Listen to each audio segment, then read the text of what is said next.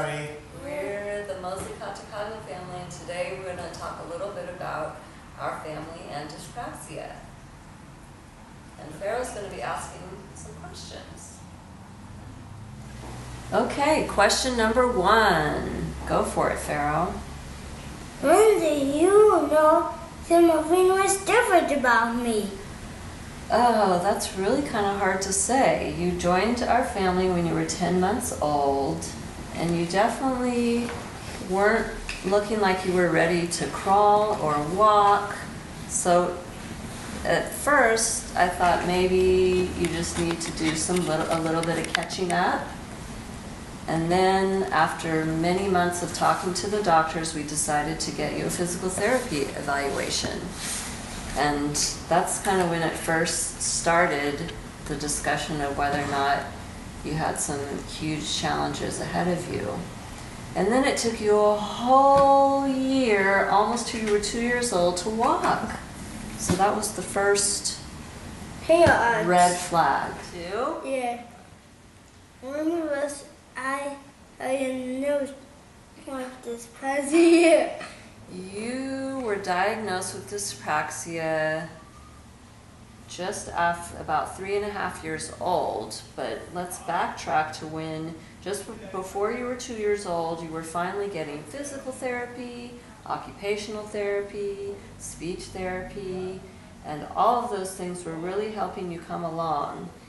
And then at 3, you entered the school district where you continued to have speech therapy, and you were in a severely handicapped classroom.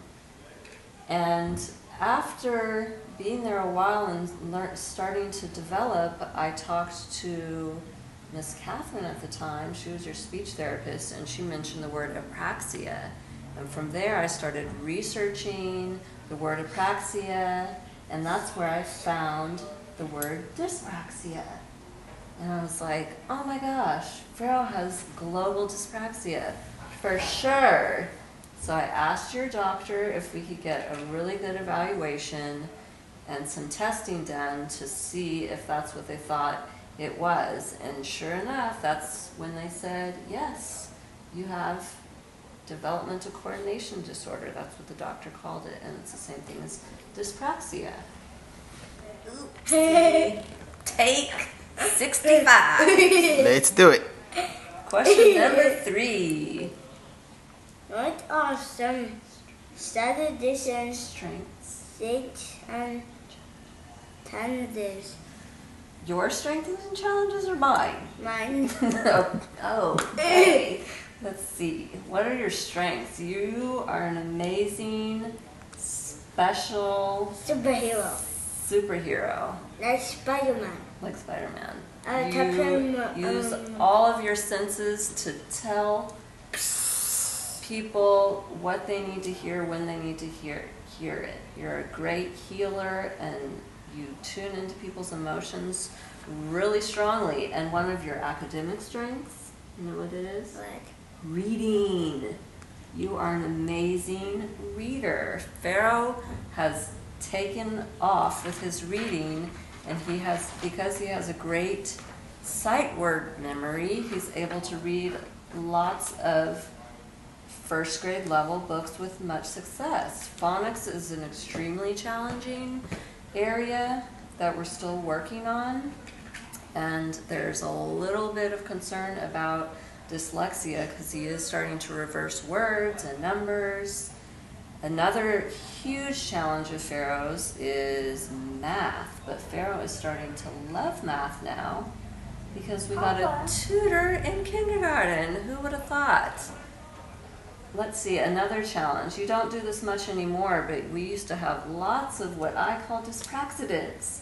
Tripping and falling and... Hey, that's what I did today. No, you did do it today. Spilling things, but, you know, you definitely have more control over your body now. And the last question is for Papa. you. Papa, Papa, get in the card over. Say, Papa.